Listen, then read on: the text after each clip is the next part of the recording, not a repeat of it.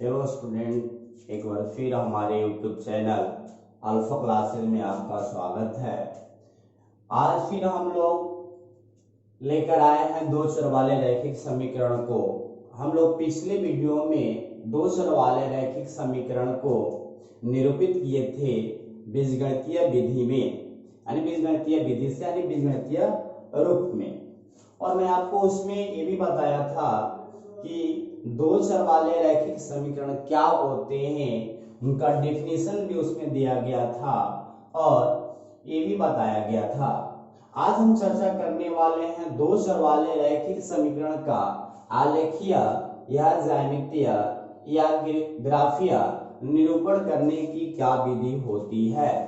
तो सबसे पहले ये समझना होगा कि इनकी होती है कि सर्वप्रथम आप दो चर वाले रैखिक समीकरण युग्म को लिखें। नंबर 2, उसके बाद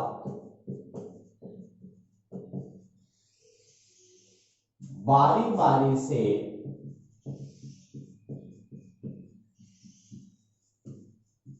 समीकरण को लेकर उनमें उपस्थित दोनों चरों x, y में से किसी एक चर के बराबर करें। जैसे मैं एग्जांपल देता हूं, यहां पे समझिए x + 2y बराबर आपको 5 दे दिया। तो आपको करना क्या है कि या तो x के बराबर कर लेना या तो y के बराबर। तो या तो आप ऐसे भी कर सकते हैं x बराबर 5 - 2y, ये भी सही हो गया आपका, यानी हमने x के बराबर कर लिया। इनमें जो दो चर दिए हैं किसी एक चर के बराबर कर लिया। या आप ऐसे भी कर सकते हैं 2y बराबर 5 - x, यानी इधर प्लस था इधर जाकर माइनस हुआ, y बराबर 5 - x/2, यह भी आपका सही हुआ। या तो x के बराबर कर ले या तो y के बराबर कर ले। तो दो युग्म दिया रहेगा। मान लीजिए पहला समीकरण हो गया, दूसरा दे दिया 2x - y बराबर 5। तो आपको इसमें भी वही काम करना होगा, x के बराबर कर सकते हैं 5 + y बटे में 2, यानी 2 डिवाइड में था। या ये भी कर सकते हैं या ऐसे भी कर सकते हैं आप, इधर -y इधर जाकर क्या हो गया +y, इधर 5 प्लस में इधर क्या हुआ माइनस में, यानी 2x - 5, यानी हो जाएगा y बराबर 2x - 5। तो आपको दो समीकरण युग्म दिए रहेंगे दो चर वाले, आप उनमें से किसी एक चर के बराबर कर लें। एग्जाम्पल मैंने आपको समझाया। अब देखिए तीसरा क्या होता है, नंबर 3 में उसके बाद जिस चर के बराबर आप किए हैं उसको छोड़कर दूसरे चर का मान अपने आवश्यकता अनुसार बारी बारी से या फिर इधर हम कम से कम 3 बारी बारी से रख कर x, y में टेबल प्राप्त करना।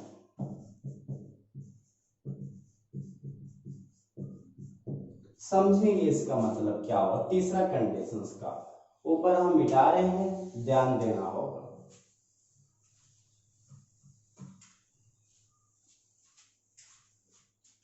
जैसे मैं आपको दे दिया x प्लस 2y बराबर 5, हम बोले हैं कि आप बराबर करें किसी एक चर के, तो हम x के बराबर कर रहे हैं, यानी 5 माइनस 2y। अब उसके बाद जिसके बराबर आप किए उसको छोड़ दीजिए। उसको छोड़ने के बाद अपने आवश्यकता अनुसार बारी बारी से कम 3 मान को रखना है, रख कर x और y में टेबल प्राप्त करना है। तो यहां हम y बराबर 0 1 2 3 डॉट डॉट रख रहे हैं। रखने पर तो यहां पे एक टेबल प्राप्त करेंगे हम लोग x और y में। अगर y बराबर हम 0 रखते हैं यहाँ पे, तो आएगा 5 माइनस 2 गुने 0 यानी 5। तो यहाँ पे अगर y बराबर 0 रखे तो x हो गया 5। अब हमको देखना, अगर हम 1 रखते हैं तो 5 माइनस 2 गुणे 1, 5 में से 2 घटेगा 3। तो अगर y हम 1 रखते हैं तो x का मान प्राप्त होगा 3। अगर y 2 रखते हैं तो x का मान प्राप्त होगा 1। यानी देख लीजिए आप, 2 दूना 4, 5 में से 4 घटा 1। तो यहां हमने x के मान को y के मान को 2 रखा तो x का मान प्राप्त हुआ 1। अगर हम 3 रखते हैं तो यहां पे हो जाएगा -1। 6 दूना 12 में से 5 घट जाएगा तो देख लीजिए -7 हो जाएगा। अंश 3 रखना है तो यहां पे -1 हो जाएगा। इस प्रकार से आपको टेबल प्राप्त कर लेना है। अब देखिए अगला जो चौथा कंसेप्ट है वह क्या कहता है।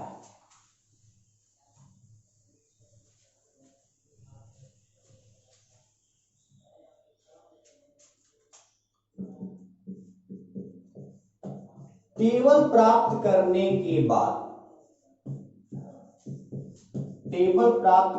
के बाद आप अक्षों का खिंचाव करें।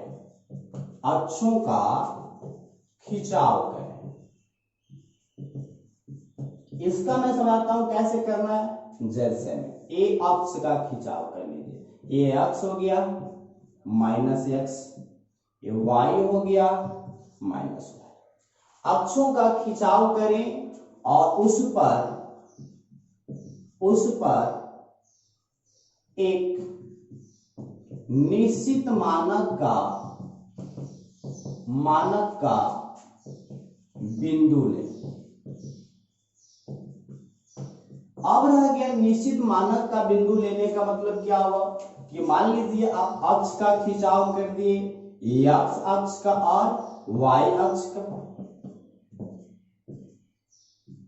हुआ क्या, यहां पे डैश भी दे सकते हैं, नो प्रॉब्लम, यानी डैश मतलब माइनस हो जाता है। तो अब टेबल प्राप्त करने के बाद आप अक्षों का खिंचाव करें और उस पर एक निश्चित मानक का बिंदु ले। मतलब अगर मान लीजिए यहां पे देखा जाए कि हमारा जो टेबल प्राप्त हुआ है x y, ये 100 है, ये 5 है, ये 200 है, ये 3 है। तो हम देख रहे हैं कि x अक्ष पर जो हमारा बिंदु है वो 100-200 के अंतराल में है और y अक्ष पर हमारा बिंदु 5-3 इस प्रकार करके है। तो आपको यहां देखना होगा ध्यान से कि y अक्ष पर जो हम मानक बिंदु लेंगे उसका अंतराल लगभग 1-2 होना चाहिए। तो आपका जो ग्राफ कॉपी होगा उसमें 10 खाना दिया होता है। जैसे मैं यहां से करें 1 2 3 4 5 6 7 8 9 10, ऐसे 10 देगा। तो जब छोटा बिंदु होगा तो हम मानेंगे एक बड़ा खाना बराबर 1। ताकि उस पर वो आ जाना चाहिए।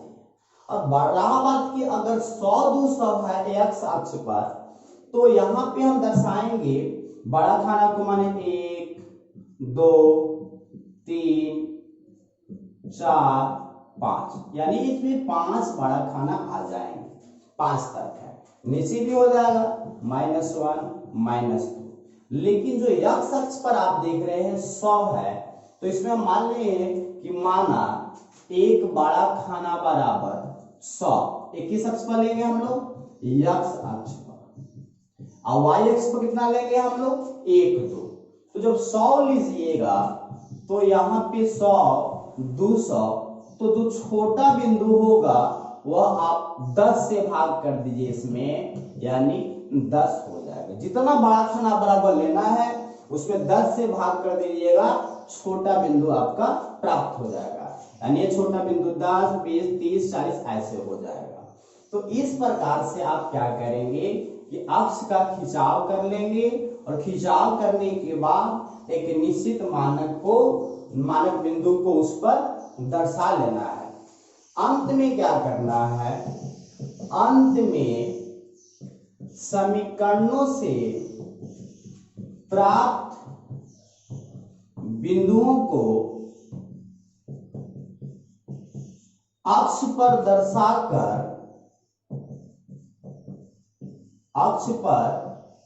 दर्शाकर एक निश्चित रेखा से मिलाकर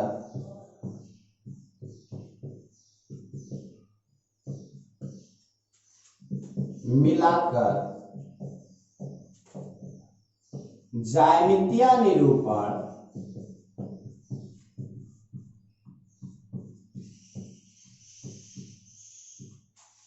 प्राप्त कर लेते हैं। इसका एग्जाम्पल हम समझेंगे। एक्सरसाइज 3.1 में ही कह रहा था कि आप ग्राफीय निरूपण भी प्राप्त करें और बीजगणितीय निरूपण भी प्राप्त करें। तो जिसमें बीजगणितीय आपको हम बता दिए थे, रहा बात केवल ग्राफीय निरूपण का। तो ध्यान से समझेंगे हम लोग। एक्सरसाइज 3.1 में जो हम समीकरण प्राप्त करवाए थे आप लोगों को, पहला समीकरण था आप लोगों को x - 7y बराबर -42। दूसरा समीकरण था आपका x - 3y बराबर 6। तो यहाँ पे आपको समझना होगा कि ये दोनों समीकरण हम 3.1 में बीजगणितीय विधि में आपको ज्ञात करा दिए थे। अब देखिए इसको कैसे हम हल करके बताते हैं। पहला समीकरण को लिया हमने x - 7y बराबर -42। अब हम किसी एक के बराबर x बराबर -42 प्लस 7y। अब ध्यान देखना होगा, हमने एक चर के बराबर कर लिया, अपने आवश्यकता अनुसार बिंदु को रखेंगे। इसके बराबर किए तो इसको नहीं रखना है, y रखेंगे तो हम रखना शुरू करते हैं। y बराबर 0 1 2 3, या आपकी मर्जी, आप कुछ भी रख सकते हो, यानी 3 4 5 भी रख सकते हैं। तो एक टेबल प्राप्त करेंगे हम लोग x और y में, कम से कम 3 बिंदु आपको रखना है। तो 3 रखेंगे तो 7 के 21, यानी -42 प्लस 21, यानी आपको प्राप्त हो जाएगा y बराबर 3, तो x बराबर हो जाएगा -21। देख लीजिएगा यहाँ से। अगर आप 4 रखते हो तो 28 हो जाएगा, 12 में से 8 घटेगा 4, और 3 में से 1 घटेगा 2 घटेगा 1, यानी ये -14 हो जाएगा। 4 रखने पर 5 रखोगे तो 7 5 35 हो जाएगा, 12 में से 5 घटेगा 7 पर 7 आ जाएगा, यानी -7 प्राप्त हो जाएगा। इस तरह से हम लोग बिंदु प्राप्त कर लिए, एक टेबल प्राप्त कर लिए। दूसरा समीकरण का भी टेबल प्राप्त करते हैं हम लोग। x माइनस 3y बराबर 6। x के बराबर हम करते हैं 6 प्लस 3y हो गया, यानी y बराबर आप रख सकते हैं 0 1 2। इस प्रकार से जो भी आप रख सकते हैं टेबल प्राप्त कर लेंगे।